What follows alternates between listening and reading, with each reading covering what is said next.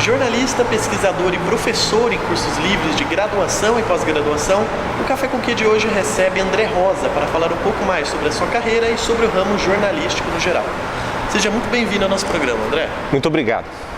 Bom, o jornalismo de dados, basicamente é o processo de obtenção, construção e apresentação de bases de dados com o objetivo principal, gerar notícias. Tendo isso em vista, quais são os principais desafios enfrentados pelo jornalismo de dados nos dias atuais? Bom, a gente pode dizer que jornalismo de dados nos últimos 20, 30 anos levou um impulso, ganhou um impulso em função da internet. Então, se a gente imaginar que a origem do termo vem dos anos 60, anos 70, onde o computador era uma coisa muito rara ou ainda de difícil acesso apenas para alguns poucos grupos, a gente já pode dizer que talvez o maior desafio para lidar com grandes volumes de dados, que é o acesso ao computador, está cada vez mais fácil, está cada vez mais próximo do profissional. O desafio continua sendo o mesmo que o jornalista sempre teve na sua história, que é o de contar uma boa história e o de saber, vou pôr entre aspas aqui, entrevistar estes dados, é saber o que eu quero exatamente com eles. Então, por mais que hoje você tenha muita facilidade tecnológica em obter mais informações, em criar suas próprias tabelas, em filtrar, em criar visualizações utilizando 2, 3 cliques a partir de serviços na nuvem, ainda assim é preciso saber lidar com isso. É preciso que o profissional tenha a exata dimensão do que ele pretende com essa informação. Do contrário, ele pode ou exagerar ou gerar algum ruído no instante em que ele conclui algum tipo de material, algum tipo de visualização, podendo gerar algum erro, podendo gerar alguma distorção. Então, me parece que o maior desafio já deixou de ser o computador ou o acesso para muitas das bases de dados, ainda que isso também possa corresponder a um desafio. A gente pode dizer que o maior desafio do profissional é entender o que ele está fazendo e, para isso, imagino, boa parte dos cursos da graduação estão se preparando, estão lidando melhor com esse assunto nos últimos 10 anos.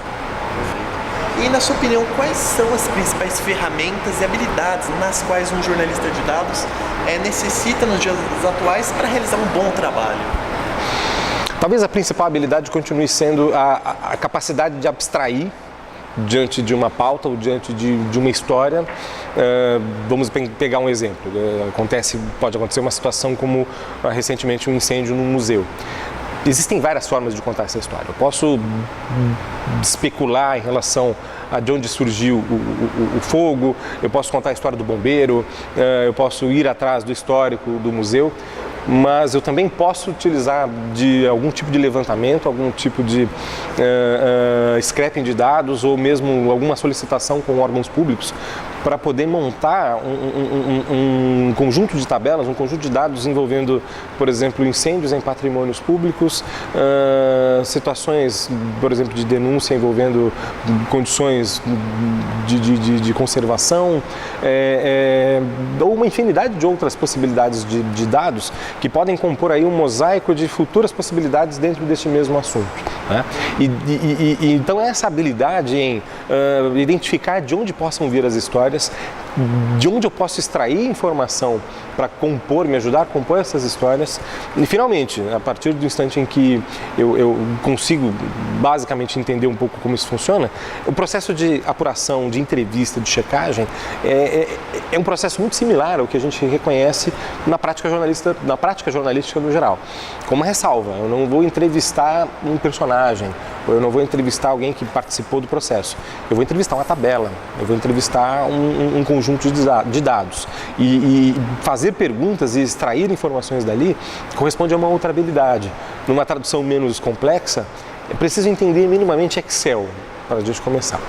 Então, existem muitas ferramentas disponíveis, tanto abertas quanto ferramentas pagas, que nos ajudam a fazer com que esse processo fique mais simples.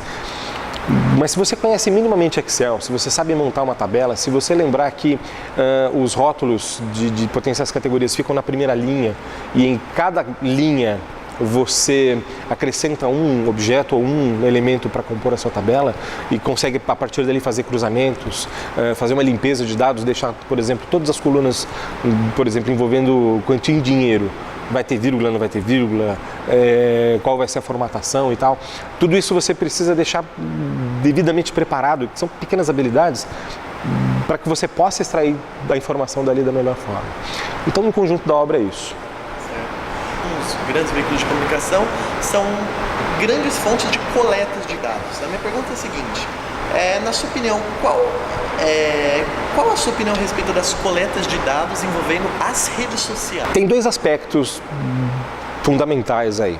Eu diria que o primeiro é um aspecto tecnológico, né?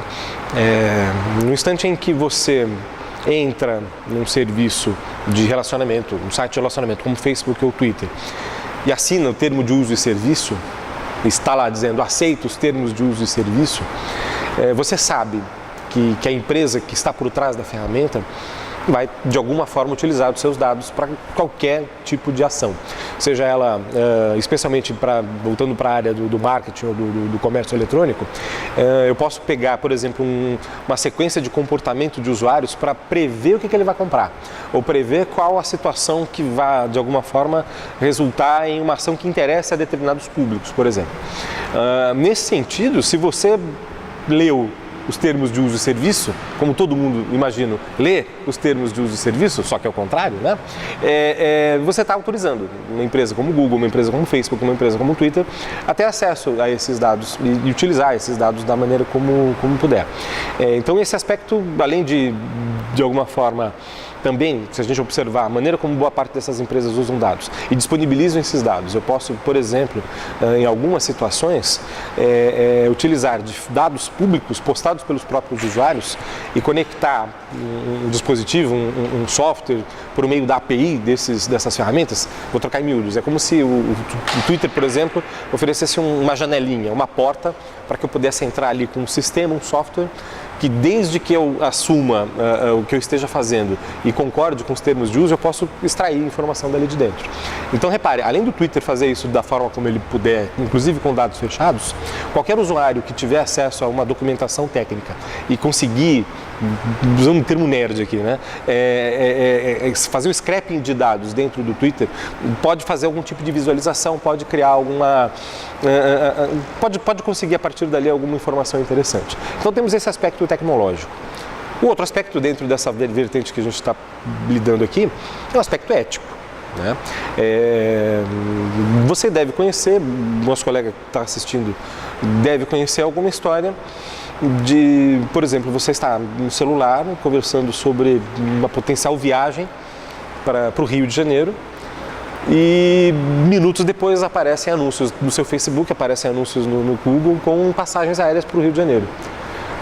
Não tem magia aí, né? Quer dizer, na verdade, se você lê os termos de uso e serviço do Google, você sabe que, inclusive, por meio de áudio, você consegue extrair algum tipo de informação que vai resultar em uma ação posterior, né? Você pode não concordar com isso, ou melhor, você pode indagar para os provedores ou para os serviços o que diabos eles estão fazendo com os meus dados. É o que recentemente a União Europeia regulamentou a partir de uma legislação própria e que quem utiliza esses serviços recentemente, de abril, maio para cá, deve ter visto boa parte desses serviços dizendo assim, olha, mudamos os nossos termos de uso e serviço para adaptar a nova regulação, a nova legislação. Provavelmente continuamos não lendo, mas você já sabe que esse tipo de situação acontece. Então perceba, temos aí duas questões legais. Uma é, para o profissional, reconhecer essas traquitanas tecnológicas como um potencial lugar para extrair informações, criar visualizações e tirar informação dali, é um caminho. O outro caminho, e que me parece algo que qualquer cidadão precisa defender ou precisa prestar atenção, é o que organizações estão fazendo com as nossas informações e o que a gente quer de verdade com a internet. Como é que é a internet que a gente quer para o futuro? E conta um pouco agora pra gente como foi a sua experiência em ter a oportunidade de ministrar oficinas e workshops sobre jornalismo digital por todo o Brasil. Muito bem. Eu me formei em 99 na Casper Libero, em São Paulo.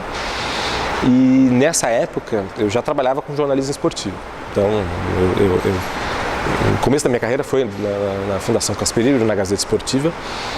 E era um período em que a internet ainda engatinhava no Brasil. A internet comercial chegou ao Brasil em 96, ela já funcionava no meio dos anos 90 em algumas instituições, mas ela começou a pegar mesmo por ali, 96, 97. Em 98, a Fundação Casper Libero construiu, elaborou ali um núcleo de internet, que era uma espécie de embrião do que passou a ser hoje, lá dentro da Fundação Casper Libero, todos os portais e veículos ligados à internet. E eu tive o privilégio de participar desse negócio logo no começo, quando se discutia internet lá dentro, né? Em 1998. E ao mesmo tempo eu fui indo atrás, né? Quer dizer, eu já tinha uma formação anterior como técnico, e isso também me ajudou muito a enxergar a internet mesmo naquela época com outros olhos, com um olhar multidisciplinar, e comecei a fazer outros cursos, comecei a encontrar outros colegas e tal. E num desses cursos livres da revista Imprensa na época, eu comecei a observar a maneira como a coisa era produzida, a coisa era feita, e pensei, isso deve ser muito legal, sabe, participar desse processo de reunir pessoas interessadas nesse assunto e conversar com elas, e trocar figurinhas, e ver o que elas querem, montar um plano de uma aula para as pessoas sair dali fazendo, sabe, um texto online. Repare, a gente está falando aqui em 98, hoje parece trivial você, com o smartphone, pegar um texto qualquer de 100, 200 caracteres, clicar no publicar, e esse texto de repente tem um potencial até de viralizar. Em 98 isso era uma maravilha, era um negócio extremamente novo. Eu lembro que na redação da Gazeta Esportiva, inclusive, um dos profissionais que sempre lidou só com jornal impresso, ficou encantado quando soube que o texto que ele levaria, de repente, um dia inteiro para ler no jornal, poderia ser lido no instante em que ele publicasse. Olha que loucura, né? E nisso, eu pensei, puxa, eu vou conversar com esse pessoal e eu vou ver se eu consigo, de repente, experimentar, dar um curso, outro e tal. E já são 15 anos, né? Que eu tenho contato com um grande parceiro, o Cássio Politi, que na época era o responsável pelos cursos da revista Imprensa, migrou para o Comunique-se, fez sua própria empresa, agora voltou para o Comunique-se, e dentro dessa relação com o Cássio Politi, na época dos cursos do Comunique-se, eu tive, assim, foi um período, a gente brinca internamente, que a gente chamava de Projeto Rondon. A gente fazia o curso de jornalismo online em capitais. Eu cheguei aí para, não necessariamente pelo Comunique-se, mas muito em função dessa relação, eu fui para Boa Vista. E eu não lembro que ano era, mas eu lembro que no fim a gente brincava, era o curso de redação para a internet sem a presença da mesma, porque deu muito problema tecnológico, a gente não conseguia conectar, era um barato. Mas saiu, teve curso, né? Então foram períodos assim em que estava todo mundo querendo descobrir. Esse período não acabou, né? Enfim, as tecnologias continuam vindo, o profissional ainda sente uma necessidade, e quem não sente está se enganando, de saber onde é que eu estou, para onde eu vou, né? E pensar nisso junto com os colegas é uma coisa muito prazerosa, sabe? E foi por conta até desses cursos da revista Imprensa, depois do Comunique-se, que eu acabei virando professor em tempo integral. Quer dizer, eu saí da redação em 2007, e desde então, vez ou outra, eu faço um outro trabalho como freelancer, mas eu dedico quase que 100% do meu tempo à sala de aula. E pra gente encerrar, pra você, André, café com quê? Café, só. Sem açúcar.